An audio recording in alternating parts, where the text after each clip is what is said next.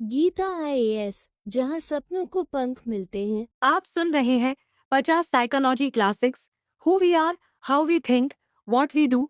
लेखक Tom Butler Bowdon. ये कहानी है उस सफ़र की जो इंसान ने खुद को समझने के लिए तय किया है। ये कहानी है उन सवालों की जो सदियों से हमारे मन को उलझाते रहे हैं। हम कौन हैं? हम क्यों सोचते हैं जैसा सोचते हैं? और हम वो काम क्यों करते हैं जो करते हैं? टॉम बटलर बॉर्डन की किताब 50 साइकोलॉजी क्लासिक्स हमें मनोविज्ञान की दुनिया की 50 सबसे बड़ी यात्राओं पर ले चलती है। ये कहानी है उन विचारकों की जिन्होंने हमारे मन के अंधेरे कोनों में रोशनी डाली।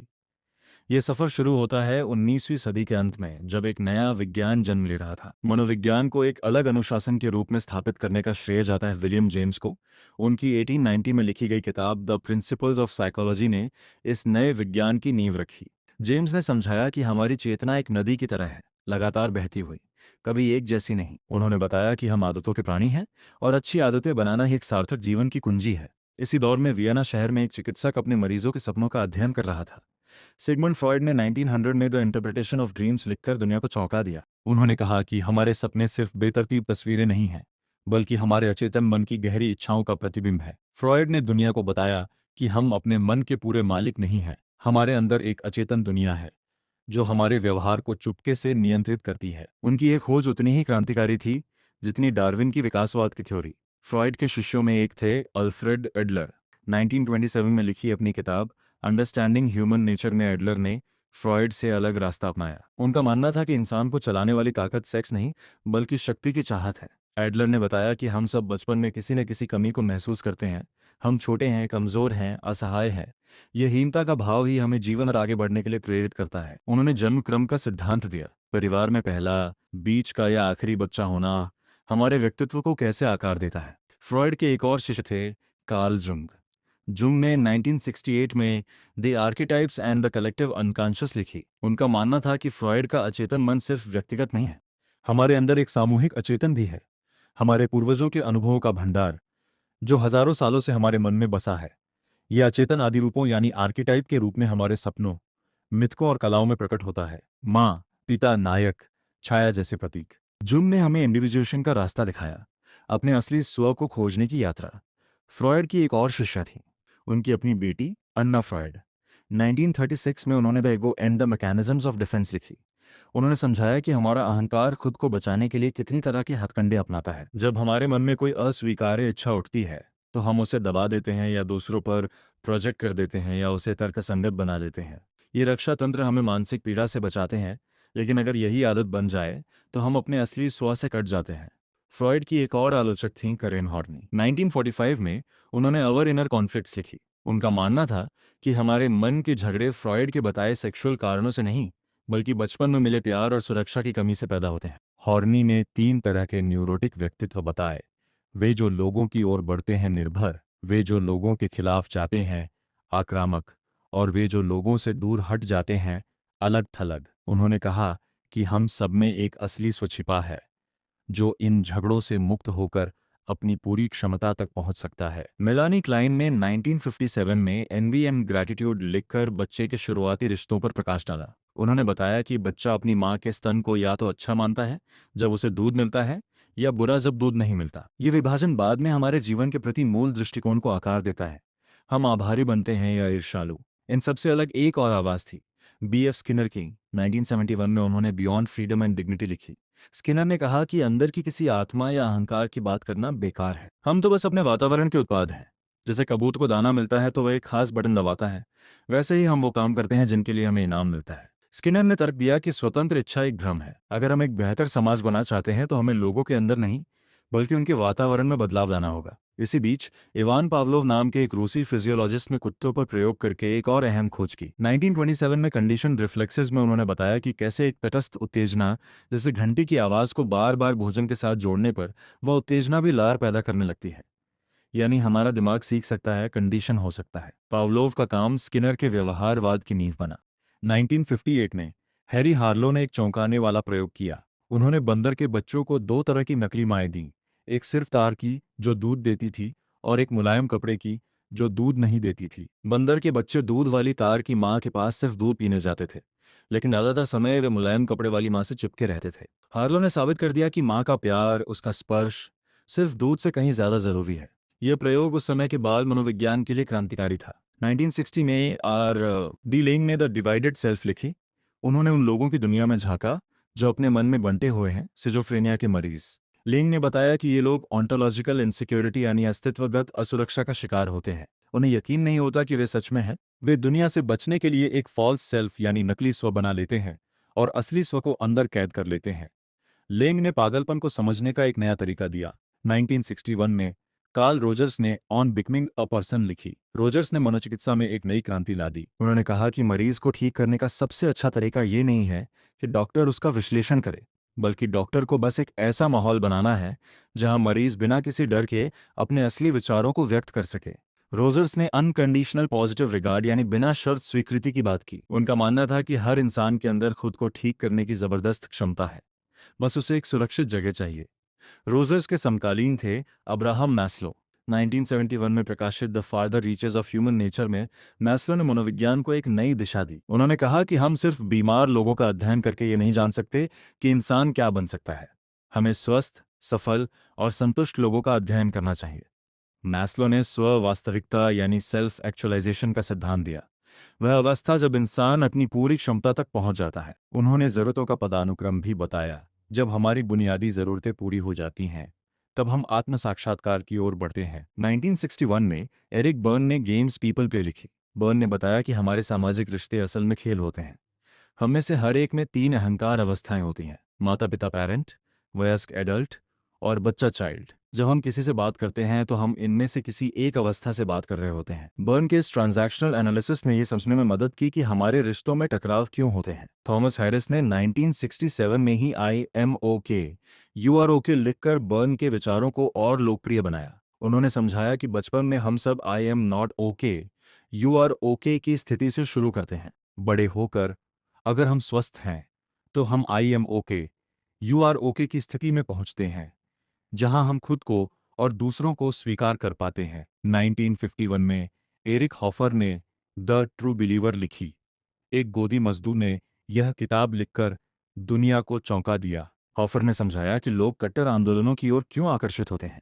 उनका कहना था कि जिन लोगों को अपनी जिंदगी में कोई अर्थ नहीं मिलता, जो खुद से नाखुश हैं, वे किसी बड़े आंदोलन में शामिल होकर अपनी पहचान खो देते हैं और एक पवित्र मिशन का हिस्सा बन जाते हैं। यह किताब आज भी उतनी ही प्रासंगिक है। 1974 में स्टेनली मिलग्राम ने ओबीडियंस टू अथॉरिटी में अपने चौंकाने वाले प्रयोगों का वर्णन किया। उन्होंने दिखाया कि आम लोग सामान्य परिस्थितियों में किसी अधिकारी के आदेश पर दूसरे इंसान को भयानक दर्द दे सकते हैं। मिलग्राम ने साबित कर दिया कि बुराई सिर्फ कुछ राक्षसों का काम नहीं है, बल्कि सामान्य लोग भी अगर अधिकार के आगे झुक जाएं तो भयानक काम कर सकते हैं।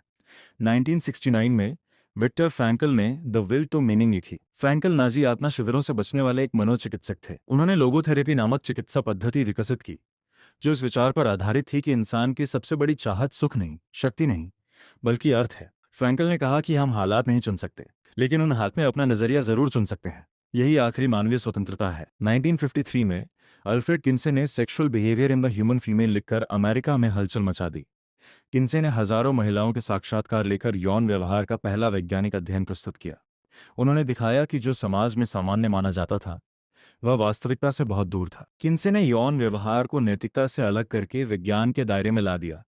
1976 में गेल शीही ने पैसेजेस लिखी। उन्होंने बताया कि हमारी जिंदगी में कुछ खास पड़ाव होते हैं जब हम एक संकट से गुजरते हैं। 20 का दशक, 30 का दशक, 40 का दशक। शीही ने कहा कि ये संकट असल में विकास के अवसर होते हैं। अगर हम इन्हें पहचान लें तो हर पड़ाव हमें एक नए, अधिक परिपक्व स्व की ओर ले जाता है। 1983 में हॉवर्ड गार्डनर ने फ्रेम्स ऑफ माइंड में बुद्धि की हमारी समझ को चुनौती दी। उन्होंने कहा कि बुद्धि सिर्फ एक चीज नहीं है जिसे IQ टेस्ट से नापा जा सके। हर इंसान के पास कई तरह की बुद्धियां होती हैं: भाषाई, तार्किक, संगीतमय, शारीरिक, स्थानिक, पारस्परिक और अंतर व्यक्तिगत। गार्डनर ने हमें यह समझने में मदद की कि हम सब अलग अलग तरीके से होशियार हैं। 1995 में डैनियल गोलेमैन ने इमोशनल इंटेलिजेंस से दुनिया को एक नया शब्द दिया। 1998 में लिखी वर्किंग विद इमोशनल इंटेलिजेंस में उन्होंने बताया कि कामयाबी के लिए सिर्फ दिमागी बुद्धि काफी नहीं है। भावनात्मक बुद्धि, खुद की और दूसरों की भावनाओं को समझने और प्रबंधित करने की क्षमता असल जिंदगी में ज्यादा मायने रखती है। 2005 में माल्कम ग्लैडवेल ने ब्लिंक लिखी। उन्होंने बताया कि हमारा दिमाग पलक झपकते ही बिना सोचे समझे चौंकाने वाले सही फैसले ले सकता है। ये थिन स्लाइसिंग की क्षमता है, बहुत कम जानकारी के आधार पर गहरे पैटर्न पहचान लेना। ग्लैडवेल ने दिखाया कि कैसे हम इस अंतर्ज्ञान को पहचान और विकसित कर सकते हैं। डेविड बर्न्स ने 1980 में फीलिंग गुड लिखी। उन्होंने कॉग्निटिव थेरेपी के सिद्धांतों को आम लोगों के लिए सरल भाषा में समझाया। बर्न्स ने बताया कि हमारी भावनाएं हमारे विचारों से पैदा होती हैं। अगर हम उदास हैं तो इसलिए कि हम नकारात्मक सोच रहे हैं। अगर हम उन नकारात्मक विचारों को चुनौती देना सीख लें तो हम अपनी भावनाओं पर काबू पा सकते हैं। एल्बर्ट एलिस ने 1961 में a guide to rational living लिखी। उन्होंने रैशनल इमोटिव बिहेवियर थेरेपी की स्थापना की। एलिस ने कहा कि हम खुद से जो बातें कहते हैं वे ही हमारी भावनाओं को जन्म देती हैं। अगर हम अपने आप से यह भयानक है कहते हैं तो वह भयानक हो जाता है। अगर हम तर्कसंगत सोचना सीख लें तो हम कभी भी दुखी नहीं हो सकते। 1996 में मिहाली सिक्सजेंट-मिहाली ने क्रिएटिविटी लिखी। उन्होंने फ्लो की अवधारणा दी, वह अवस्था जब हम किसी काम में इतने डूब जाते हैं कि समय का पता नहीं चलता।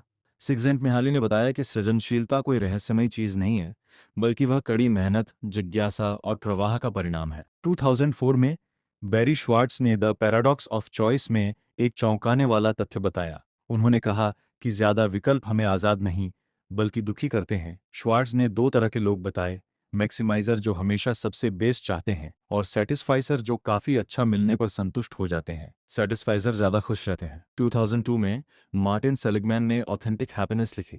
सेलिगमैन ने पॉजिटिव साइकोलॉजी की नींव रखी। उन्होंने कहा कि मनोविज्ञान सिर्फ मानसिक बीमारियों का इलाज नहीं है, बल्कि उसे यह भी अध्ययन करना चाहिए कि लोग खुश कैसे होते हैं। सेलिगमैन ने बताया कि सच्ची खुशी सुख सुविधाओं से नहीं बल्कि अपनी सिग्नेचर स्ट्रेंथ्स यानी विशेष शक्तियों को पहचानने और विकसित करने से मिलती है। 2006 में डेनियल गिलबर्ट ने स्टम्बलिंग ऑन हैप्पीनेस लिखी। उन्होंने बताया कि हम भविष्य में क्या हमें खुश करेगा इसका अंदाजा लगाने में बहुत गलत होते हैं। हमारा दिमाग भविष्य की कल्पना करते समय वर्तमान की भावनाओं को उस पर प्रोजेक्ट कर देता है। गिलबर्ट ने कहा कि ये जानना कि हम कब गलत होते हैं हमें सही फैसले लेने में मदद कर सकता है। 1996 में रॉबर्ट थेयर ने the origin of everyday moods लिखी। उन्होंने बताया कि हमारे मूड सिर्फ हमारे विचारों से नहीं बल्कि हमारे शरीर की स्थिति से भी जुड़े हैं। नींद, व्यायाम, खान-पान। थेयर ने 2 आयामों, ऊर्जा और तनाव के आधार पर 4 मूड बताए। उन्होंने दिखाया कि हम अपने मूड को समझकर और प्रबंधित करके अपनी जिंदगी की गुणवत्ता बढ़ा सकते हैं। 1997 में गेविन डी बेकर ने द गिफ्ट ऑफ फियर लिखी। उन्होंने बताया कि डर हमारा दुश्मन नहीं बल्कि एक तोहफा है जो हमें खतरे से बचाता है। डी बेकर ने हिंसा के मनोविज्ञान को समझाया और बताया कि कैसे हम अपने अंतर्ज्ञान पर भरोसा करके खतरनाक स्थितियों से बच सकते हैं। 1999 में जॉन गॉटमैन ने the 7 principles for making marriage work लिखी। गॉटमैन ने वैज्ञानिक अध्ययन के आधार पर बताया कि कौन सी बातें रिश्तों को तोड़ती हैं और कौन सी जोड़ती हैं। उन्होंने 4 घुड़सवार बताए, आलोचना, तिरस्कार, बचाव और दीवार बनाना, जो शादी के लिए घातक है। गॉटमैन ने बताया कि सफल रिश्तों की कुंजी है गहरी दोस्ती और एक दूसरे की दुनिया में दिलचस्पी। सुसान फॉरवर्ड ने 1997 में इमोशनल ब्लैकमेल लिखी। उन्होंने बताया कि कैसे हमारे करीबी लोग डर, जिम्मेदारी और अपराध बोध के जरिए हमें नियंत्रित करते हैं। फॉरवर्ड ने एफओजी फियर, ऑब्लिगेशन, गिल्ट का सिद्धांत दिया और बताया कि कैसे हम इस भावनात्मक ब्लैकमेल से खुद को बचा सकते हैं। 1999 में डगलस स्टोन और उनके साथियों ने डिफिकल्ट कन्वर्सेशंस लिखी। उन्होंने बताया कि मुश्किल बातचीत असल में 3 बातचीत होती हैं, क्या हुआ वाली, भावनाओं वाली और पहचान वाली। उन्होंने सीखने वाली बातचीत का मॉडल दिया जिसमें हम दूसरे व्यक्ति के नजरिए को समझने की कोशिश करते हैं, न कि सिर्फ अपनी बात मनवाने की। 1979 में रॉबर्ट बोल्टन ने पीपल स्किल्स लिखी। उन्होंने बताया कि अच्छे संचार के लिए सुनना सबसे जरूरी है। बोल्टन ने एक्टिव लिसनिंग यानी सक्रिय रूप से सुनने की तकनीकें सिखाई, ध्यान देना, पैराफ्रेज करना, भावनाओं को प्रतिबिंबित करना। उन्होंने यह भी बताया कि कैसे हम अपनी जरूरतों को बिना आक्रामक हुए मुखरता असर्टिवनेस के साथ व्यक्त कर सकते हैं। 1962 में मिल्टन एरिक्सन ने एक अनूठी चिकित्सा पद्धति विकसित की। सिडनी रोसेन ने 1982 में my voice will go with you में एरिक्सन की कहानियों को संकलित किया। एरिक्सन सम्मोहन के जरिए लोगों के अचेतन मन तक पहुंचते थे और उन्हें उनकी अपनी छिपी हुई शक्ति का एहसास दिलाते थे। उनकी कहानियां सुनने वाले को एक नए नजरिए से अपनी समस्या देखने में मदद करती थीं। 1984 में रॉबर्ट चियाल्डिनी ने इन्फ्लुएंस लिखी। उन्होंने बताया कि कैसे लोग हमें हाँ कहने के लिए मनोवैज्ञानिक हथकंडे अपनाते हैं, पारस्परिकता, प्रतिबद्धता, सामाजिक प्रमाण, अधिकार, पसंद और कमी। चियाल्डिनी ने इन हथकंडों को पहचानना सिखाया ताकि हम उनका शिकार ना बने। 1990 में विलियम स्टायरन ने डार्कनेस विजिबल लिखी। ये एक उपन्यासकार की अपने गहरे अवसाद के साथ जंग की मार्मिक कहानी है। स्टायरन ने बताया कि अवसाद कोई उदासी नहीं है, बल्कि एक ऐसा अंधेरा है जो इंसान को पूरी तरह निगल लेता है। उन्होंने बताया कि इस अंधेरे से निकलने का एक ही रास्ता है, समय और सहारा। 2002 में स्टीवन पिंकर ने द ब्लैंक स्लेट लिखी। उन्होंने उस विचार को चुनौती दी कि हमारा दिमाग जन्म के समय एक कोरे कागज की तरह होता है। पिंकर ने विकासवादी मनोविज्ञान और आनुवंशिकी के सबूतों के आधार पर बताया कि हमारा अधिकांश व्यवहार हमारे जीन और मस्तिष्क की संरचना से निर्धारित होता है। 1998 में वीएस रामचंद्रन ने फैंटम्स इन द ब्रेन लिखी। उन्होंने उन रोगियों के अध्ययन से जिनके अंग कट गए थे लेकिन फिर भी उन्हें उन अंगों का एहसास होता था, ये समझने की कोशिश की कि हमारा मस्तिष्क स्व का भ्रम कैसे रचता है। रामचंद्रन ने दिखाया कि हमारी चेतना और हमारा अहंकार कितना नाजुक निर्माण है। 1970 में ओलिवर सैक्स ने the man who mistook his wife for a hat लिखी। सैक्स ने न्यूरोलॉजिकल रोगियों की अजीबोगरीब कहानियों के जरिए यह दिखाया कि हमारा मस्तिष्क कितनी अद्भुत तरीके से हमारे स्व की भावना को बनाए रखता है, चाहे हालात कितने भी विषम क्यों न हो। जीन पियाजे ने 1923 में the language and thought of the child लिखी। उन्होंने बच्चों के सोचने के तरीके का अध्ययन किया और पाया कि बच्चे छोटे वयस्क नहीं हैं, उनकी सोच बिल्कुल अलग होती है। वे अहंकारी होते हैं, दूसरे के नजरिए से नहीं देख पाते। पियाजे ने बताया कि बच्चे विकास के निश्चित चरणों से गुजरते हैं और हर चरण में उनकी सोचने की क्षमता बदलती है। 1989 में एनी मोइर और डेविड जेसल ने ब्रेन सेक्स लिखी। उन्होंने बताया कि पुरुषों और महिलाओं के दिमाग अलग अलग होते हैं और यह अंतर जन्म से पहले ही तय हो जाता है। मोइर और जेसल ने तर्क दिया कि लैंगिक समानता का मतलब ये नहीं कि हम एक जैसे हैं, असल में हमारी ताकत हमारे अंतर में है। 2006 में लुआन ब्रिजेंडाइन ने द फीमेल ब्रेन लिखी। उन्होंने बताया कि महिलाओं के दिमाग पर हार्मोन का कितना गहरा प्रभाव पड़ता है, बचपन से लेकर यौवन, मातृत्व और रजोनिवृत्ति तक। ब्रिजेंडाइन ने दिखाया कि महिलाओं की सोच, भावनाएं और व्यवहार उनके मस्तिष्क की जैविक संरचना से कैसे आकार लेते हैं। फ्रिट्ज पर्ल्स ने 1951 में गेस्टाल्ट थेरेपी लिखी। उन्होंने कहा कि हम ज्यादा सोचते हैं और कम महसूस करते हैं। पर्ल्स का नारा था, अपना दिमाग खोलो और अपनी इंद्रियों में वापस आ जाओ। गेस्टाल्ट थेरेपी हमें यहाँ और अभी में जीना सिखाती है, अपने शरीर को सुनना सिखाती है। एडवर्ड डी बोनो ने 1970 में लेटरल थिंकिंग लिखी। उन्होंने बताया कि हमारी सोच अक्सर पुराने पैटर्न में फंसी होती है। डी बोनो ने पार्श्व सोच की तकनीकें विकसित की, नए नजरिए से देखना, धारणाओं को चुनौती देना, विपरीत सोचना, जो हमें रचनात्मक समाधान तक पहुंचाती हैं। नेथेनियल ब्रांडेन ने 1969 में the psychology of self esteem लिखी। उन्होंने बताया कि आत्मसम्मान कोई अच्छा महसूस करने वाली चीज नहीं है, बल्कि यह हमारी सोचने और जिम्मेदारी लेने की क्षमता से पैदा होती है। ब्रांडेन ने कहा कि अगर हम तर्कसंगत जीवन जीते हैं, अपने सिद्धांतों पर चलते हैं, तो आत्मसम्मान अपने आप आता है। 1980 में इसाबेल ब्रिग्स मायर्स ने गिफ्ट्स डिफरिंग लिखी। उन्होंने कार्ल जुंग के विचारों पर आधारित मायर्स ब्रिग्स टाइप इंडिकेटर विकसित किया। ये परीक्षण लोगों को 16 व्यक्तित्व प्रकारों में बांटता है और हमें यह समझने में मदद करता है कि हम और दूसरे क्यों अलग अलग तरह से सोचते और महसूस करते हैं। हंस आइजेंक ने 1947 में डायमेंशंस ऑफ पर्सनालिटी लिखी। उन्होंने सांख्यिकीय विश्लेषण के जरिए दो मुख्य व्यक्तित्व आयाम खोजे, बहिर्मुखता / अंतर्मुखता और विक्षिप्तता / स्थिरता।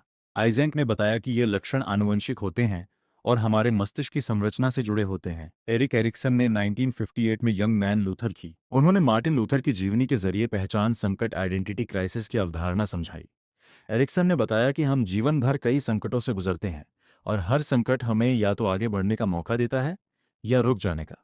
1958 में ही हैरी हार्लो ने द नेचर ऑफ लव लिखी। उनके बंदरों पर किए गए प्रयोगों ने साबित कर दिया कि प्यार, स्पर्श और लगाव हमारे अस्तित्व के लिए उतने ही जरूरी हैं जितना भोजन और पानी।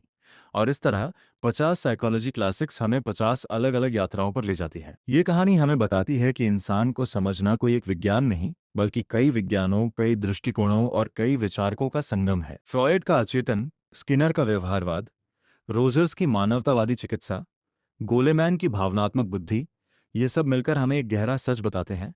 मनुष्य होना सबसे जटिल, सबसे रहस्यमयी और सबसे अद्भुत अनुभव है और इसे समझने की यह यात्रा कभी खत्म नहीं होती। ऐसी ही दिल को छू लेने वाली किताबों से जुड़ने के लिए हमारे चैनल को सब्सक्राइब करें, क्योंकि अच्छी किताबें दिल ही नहीं, रूह तक उतर जाती हैं। धन्यवाद।